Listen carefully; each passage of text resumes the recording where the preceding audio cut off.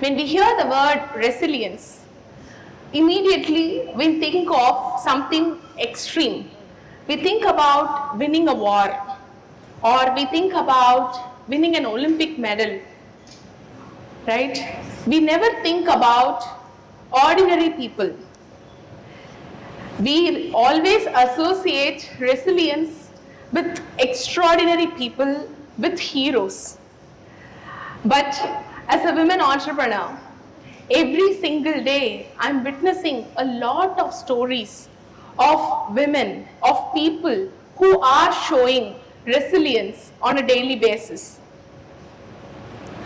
I am Shankari Tennarasu, the founder and CEO of Overqualified Housewives, a platform that connects businesses with skilled graduate women who are looking to start their second innings.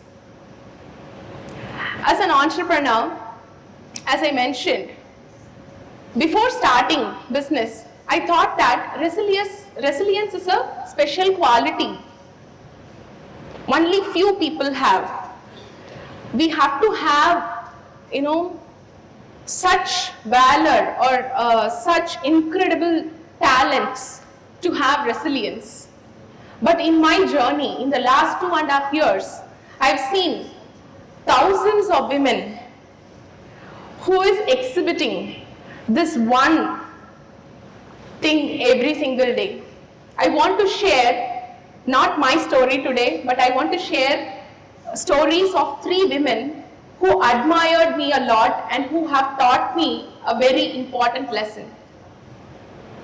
The first woman, she thought that she had it all. She thought that, I studied in a very big institute, I worked in a top MNC, in Big Four, I have multiple promotions in a very short period, I am a top performer. What is going to stop my way? Motherhood happened, and then career break happened. Few months turned into years. One day, when she decided to restart, she was considered outdated. People were looking for profiles which has recent experience. People promised her that they will keep her profile in their file and they will call her when needed. Automated rejections were the only thing she was getting and nothing else. She thought, okay, my career is done. Probably I'm just an overqualified housewife and I have to succumb to this circumstance and sit at home and always wonder that, okay, so that is my dream, let it be there. Suddenly something happened inside her and she thought, why should I say yes to the circumstance? Why should I take this fall? Why not I try to rise again? That's when she decided to upskill. She decided to find her real skill again, which is writing.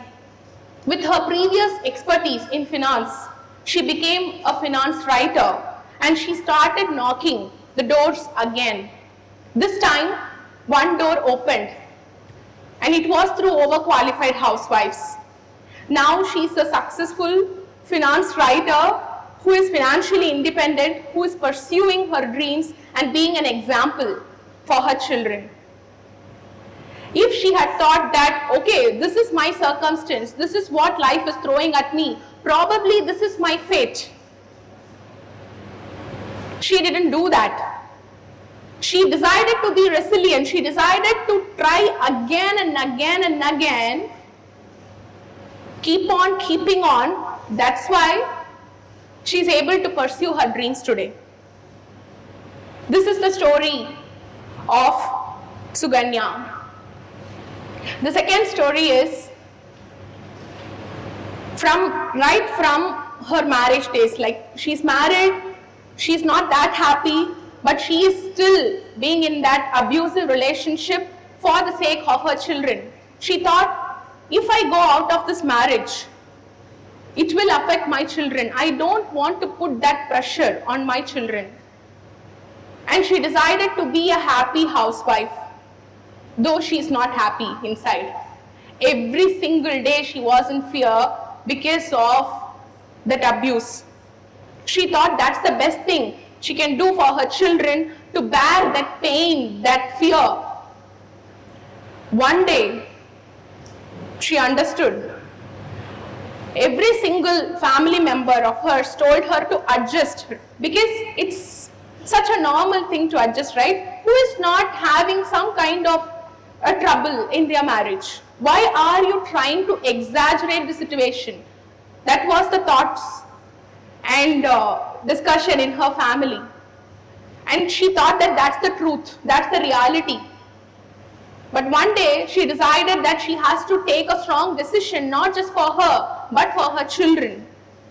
They deserve a peaceful life, they deserve a happy life.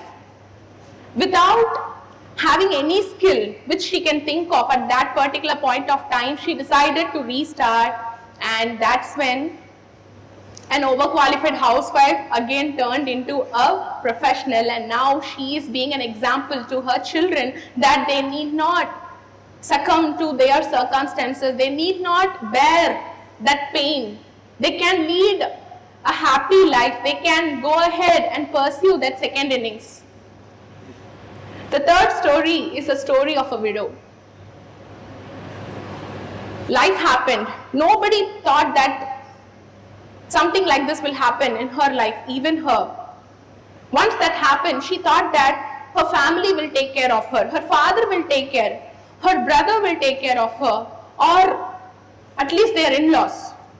But to her surprise, nobody came. Nobody was ready to take care of her or to, do anything.